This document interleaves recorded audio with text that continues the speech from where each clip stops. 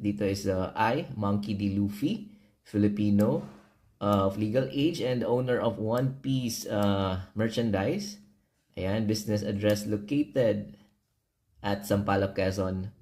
Do hereby certify the following. So ito, nakalagay na to lahat doon. So yung ano lang dito is ano yung applicable na inventory sa atin, or case yung nilagay natin dito is schedule or list of goods for sale, and yung other schedule as of taxable year ending in December 31, 2024. So, ayan lang. And then next yung line, ano yung applicable na RMC, Revenue Memorandum Circular number 57-2015. Yan yung ilalagay nyo dyan. And then last is, you have to, ito pa pala nakalagay is yung, nakalagay lang dito, nakasaad is, complete and